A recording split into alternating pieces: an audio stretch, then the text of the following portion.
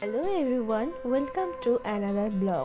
আজকে আমি নিয়ে চলে এসেছি গতবারের মতন এবছরও আমাদের এখানে রাসমেলা হয়েছে। আর প্রতি বছরের মতন এবছরও রাসমেলার কিছু সুন্দর সুন্দর মুহূর্ত তোমাদের সাথে শেয়ার করছি। তোমরা ভাবলাম আমি একাই কেন উপভোগ করব, তাই তোমাদের সাথেও শেয়ার করি। রাসমেলা দেখো কত সুন্দর মেলা বসেছে, আর এই মেলা চলবে প্রায় 3 দিন ধরে। আর এদিকে চলছে হরিবাসর সভা, যেটা প্রত্যেক বছরই তোমরা আমার ব্লগে দেখেই থাকো। আমার তো এই আনন্দ অনুষ্ঠানটা এত ভালো লাগে যে বলার মতন না। আর এই সব কদিন সবাই মিলে এত আনন্দ আয়োজনে উৎসবে মেতে থাকে যে খুবই ভালো লাগে। নাচে গানে ভরপুর, একেবারে খাওয়া দাওয়া সব কিছু মিলে একটা জমজমাট আনন্দ অনুষ্ঠান। এটা ছিল রাসমেলার প্রথম দিনের পর্ব। আমিও একটু ভেতরের দিকে এগিয়ে গেলাম তোমাদেরকে দেখানোর জন্য। আর এদিকে রয়েছে রাধা মাধব, আর সেখানে রাধা মাধবকে ভোগ নিবেদন করা হয়েছে।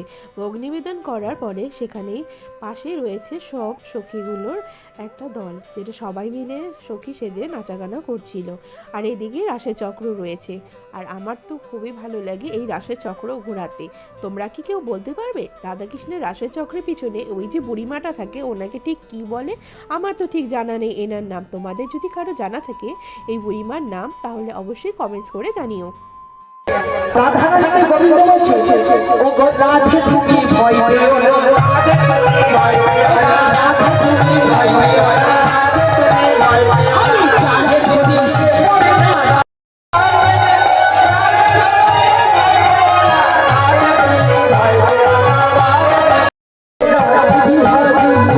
তো বন্ধুরা দেখো আমার পেছনে কত সুন্দরভাবে কীর্তন হচ্ছে, আর ওইদিকে চলছে রাধা মাধবের সেবা।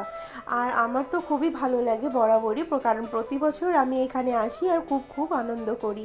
তো চলো তার আগে তোমাদেরকে মেলাটা ঘুরিয়ে দেখাই। এদিকে রয়েছে চৈতন্যদেব আর এদিকে রয়েছে গঙ্গা মায়া, দুজনের পুজো এখানে হয়েছে। তারপরে আমি চলে গেলাম মণ্ডপের ভেতরে, আর এদিকে মা কালীর মন্দিরও রয়েছে। মণ্ডপের ওদিকে তো কীর্তন চলছে, কিন্তু তার আগে আমি চলে গেলাম ভোগ সেবার ওখানে, যেখানে রান্না টান্না করা হবে। এদিকে সবজি টবজি এনে রেডি করা হয়েছে। তার আগে আমি বসে বললাম খেতে, কারণ আমি একটু সেবা নেওয়ার ছিল। আমি সেখানে সেবা নিয়েছিলাম না, তো আমাকে ডাল ভাত আর সবজি দিয়েছিল, আমি সেগুলোই সেবা গ্রহণ করলাম। আর পরের দিনের জন্য দেখো কত রকমের শাক সবজি এনে রাখা হয়েছে, কারণ তৃতীয় নম্বর দিনে মহাপ্রভুর ভোগ রয়েছে। আর এটা ছিল আমাদের দ্বিতীয় দিনের রাসমেলার পর্ব। আর ভেতর দেখো কত সুন্দর রান্না টান্না হচ্ছে, মহাপ্রভুকে সেবা দেওয়া হবে, আর সাথে আমাদের সবাইও ভোগ গ্রহণ করতে পারবো। তো প্রতি বছরে না এবছরও সবাই মিলে আমরা আনন্দ উৎসবে মেতে বসে পড়েছি। আজকের জন্য এটুকু তো হয়ে গেল, রাত্রি হয়ে গেছিলো, সম্পূর্ণটা ঘুরে ঘুরে তোমাদেরকে দেখালাম। আর এই তৃতীয় দিনে কি জানো তো, একটা নতুন দারুণ জিনিস ঘটে, যেটা হলো সিঁদুর খেলা হয়, মানে সূর্য পূজা হয়। আর দেখো সবাই সবাইকে সিঁদুর পরাচ্ছে, কারণ এই সূর্য পূজার দিন সিঁদুর খেলা হয়। খুব ভালো লাগে দেখতে, একটা খুব আনন্দ অনুষ্ঠান, জমজমাট প্রোগ্রাম, আর খুবই ভালো লাগে। ভগবানের অনুষ্ঠানে কারই না ভালো লাগে বলো। আর প্রতিবারের নয় এবছর খুব ভালো আনন্দ আয়োজন করা হয়েছিল, খুবই ভালো লেগেছে। তো দেখো দেখতে দেখতে সন্ধ্যা হয়েই গেল, আর তারপরে আমি বাড়ি চলে গেছিলাম। কিন্তু তারপরে আমি আবার রাত্রিবেলা চলে এসেছিলাম, কারণ এখানে মেলাটা খুব জমজমাটভাবে লেগেছিল। আর রাত্রিবেলা এসেছিলাম, রাত্রিবেলা এসে দেখি ভালোই তো মেলা বসেছে, আর লোকজনও ভালোই সমাগম হয়েছে। বেশ ভালো লাগলো দেখে, কারণ রাত্রিবেলা তোমাদেরকে পুরো মেলাটা একবার ঘুরিয়ে দেখে। এদিকে দেখো মোমোর দোকান বসেছে, ওদিকে খেলনার দোকান, ওদিকে রয়েছে আলু কাবলি চাট, বিভিন্ন রকমের খাওয়ার দোকান, বাদাম ছোলে সব কিছু রয়েছে। মানে যে একটা মেলায় যে সব কিছু বসে থাকে, এখানে সমস্ত কিছু ছিল। আমার তো বেশ ভালো লাগলো দেখে, কারণ আমি প্রথম দিনে মেলাতে আমি যাইনি, তাই দ্বিতীয় দিন যেহেতু শেষ দিন, তাই দ্বিতীয় দিনের মেলাতে আমি এখানে আবার চলে গেছিলাম। আর এদিকে তো ভগবানের ঠাকুরের মন্দির রয়েছে, এই পুজোটা গঙ্গা মায়ের প্রতি বছরই হয়ে থাকে। আজকের মতন মেলাটা পুরো ঘুরে টুরে, পুরো মণ্ডপ ভালো মতো ঘুরে এই দ্বিতীয় দিনের আনন্দ অনুষ্ঠান খুব ভালো করে উপভোগ করলাম, আর খুবই ভালো লাগলো। তারপরে আমি সেখান থেকে চলে গেছিলাম বাড়ি। আর দেখো চলে আসি, এটা হলো তৃতীয় দিন। আর তৃতীয় দিনে চলে আমাদের মহাপ্রভুর ভোগ, যেটা শেষ দিন হয়ে থাকে। আমার তো খুবই ভালো লাগে, আর এই তৃতীয় দিনের জন্য আমি সারা বছর অপেক্ষা করে থাকি। আর খুব খুব আনন্দ আয়োজন হয়ে থাকে, বেশ ভালো লাগে দেখে। আর দেখো সবাই কত সুন্দরভাবে আনন্দ করছে, বেশ ভগবানের খেলা একটা মত্ত হয়ে রয়েছে, বেশ ভালো লাগলো।